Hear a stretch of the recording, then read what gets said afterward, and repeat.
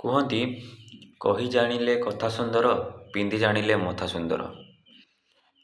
ଆମର କଥା କହିବାର ଶୈଳୀ ଜଣେଇ ଦିଏ ଯେ ଆମର ସଂସ୍କାର ଆମେ ବାପା ମାଆଙ୍କଠୁ କେମିତି ପାଇଛୁ। ମୋର ଏମିତି କହିବାର କାରଣ, ମୁଁ ଏଇ ଭିଡ଼ିଓରେ ମୁଁ ସେଇ ଜିନିଷ କହୁଛି ଯେଉଁ କଥାକୁ ମୁଁ ନିଜ ଲାଇଫରେ ଏକ୍ସପିରିଏନ୍ସ ଅନୁଭବ କରୁଛି। ମୁଁ ଏଇ ରିସେଣ୍ଟ ଅନୁଭବ, ପିଲାମାନଙ୍କର ସଂସ୍କାର, ପିଲାମାନେ ଯେଉଁଟା ବାପା ମାନଙ୍କଠୁ ପାଇବା କଥା ସେଇଟା ସେମାନେ ପାଉନାହାନ୍ତି।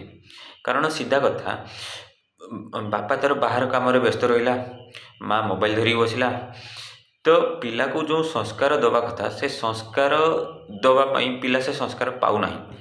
ଯେଉଁଥିପାଇଁ କି ଆମେ ତା ପାଖରୁ ସେଇ ଭଳିଆ ଭଲ ସଂସ୍କାର, ଭଲ କଥା ଆଶା କରିବାଟା ବି ଭୁଲ। ଆମେ କହିବା ଯେ ପିଲା କଥା କହିବା ଶିଖିନାହିଁ, କିନ୍ତୁ ତାକୁ କଥା କହିବା ଫାଷ୍ଟ ଶିଖେଇବା ଦରକାର, ତାପରେ ସେ ଶିଖିବ। ଡାଇରେକ୍ଟ ତା ମୁଣ୍ଡରେ ଭଗବାନ ଆସିକି ହାତ ବୁଲେଇ ଦେବେନି, ସେମିତି ହୁଏ ନାହିଁ। ତ ଏଇଟା ଆମେ ପ୍ୟାରେଣ୍ଟସ୍ ମାନଙ୍କଠୁ ଆଶା କରିବା ଦରକାର ଯେ ସେ ପିଲାମାନଙ୍କୁ ଦିଅନ୍ତୁ।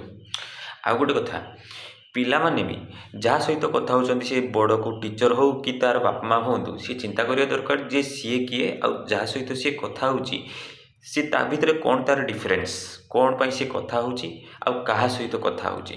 ସେମିତି ଚିନ୍ତା କଲେ ଯେଉଁ ପ୍ରକାରର କିଛି ଟାଇପ୍ର ଭୁଲ ଭଟକା ହେବାର ଥିବ ସେଇଟା ହେବାର ଚାନ୍ସେସ୍ କମିଯିବ। ଇଏ ଗଲା ନମ୍ବର 2। ନମ୍ବର 3, ଆମେ ଦେଖିବା ଯେଉଁ ଟିଚର, ସପୋଜ ଆମେ କଥା ହେଉଛନ୍ତି, ଟିଚର କଥା ହେଉଛି ଗୋଟେ ଷ୍ଟୁଡ଼େଣ୍ଟ ସହିତ, ସେ ଷ୍ଟୁଡ଼େଣ୍ଟ ସହିତ ଯଦି ସେ ଷ୍ଟୁଡ଼େଣ୍ଟ କିଛି ଖରାପ ବି କହୁଛି, ତାହେଲେ ସେ ଟିଚର ଜଣକ ଭାବିବା ଦରକାର ଯେ ସେ ଏମିତି ଯେଉଁ କହିଲା ତା'ର ପଛରେ କ'ଣ କାରଣ ହେଇପାରେ। ବୋଧେ ସେ କିଛି ଟେନସନରେ ଥିବ, ପଢ଼ା ପ୍ରେସର ହେଇପାରେ, ନହେଲେ ଘରୁ କିଛି ଝଗଡ଼ା କରିକି ଆସିଥାଇପାରେ। ବହୁତ ଗୁଡ଼ାଏ କାରଣ ଅଛି ଯେଉଁଥିପାଇଁ କି ପିଲାର ମୁଡ଼ ଖରାପ ହେଇଯାଏ, ବେଳେବେଳେ ମୁଡ଼ ସୁଇଙ୍ଗ ହେଇଯାଏ, ତା'ର ହରମୋନାଲ ଚେଞ୍ଜେସ୍ ଆସେ, ସବୁ ହରମୋନ ଚେଞ୍ଜ ହୁଏ। ସେଥିପାଇଁ ପିଲାର ଯେତେବେଳେ ବୟସ ବଢ଼େ, ଯେହେତୁ ଆମେ ଶିକ୍ଷକ ପ୍ରଫେସନରେ ଅଛନ୍ତି, ଆମେ ଏମିତି କାମ କରିବା ଦରକାର ଯେମିତି ସେ ପିଲା ଜଣକ ନିଜର ଭୁଲକୁ ଜାଣିପାରିବ ଆଉ ଭଲ ବାଟକୁ ଆସିବ। ଆମେ ଯଦି ତା ଉପରେ ପ୍ରତିଶୋଧ ପରାୟଣ ହେଇଯିବା, ତାହେଲେ ସିଏ ନିଜର ଭୁଲ କେବେ ଜାଣିପାରିବନି। ତେଣୁ ସମସ୍ତେ ଗୋଟେ ପିଲାର ଡେଭଲପମେଣ୍ଟ ପାଇଁ ଆମେ ସମସ୍ତେ ଚିନ୍ତା କରିବା ଦରକାର।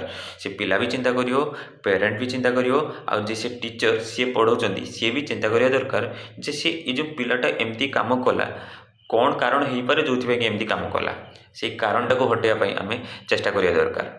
ତାପରେ ଯଦି ସେ ନିଜକୁ ନ ସୁଧାରୁଛି ସେଇଟା ତା ପ୍ରୋବ୍ଲେମ୍, ବଟ୍ ଆମେ ନିଜକୁ ବୁଝିବା ଦରକାର ଯେ ସେ ପିଲାର କିଛି ଗୋଟେ ପ୍ରୋବ୍ଲେମ୍ ହେଇଥିବ ଯେଉଁଥିପାଇଁ କି ସେ ଏମିତି କଲା। ଏହା ହେଉଛି କହିବାର ଥିଲା। ଟିଲ୍ ନାଉ।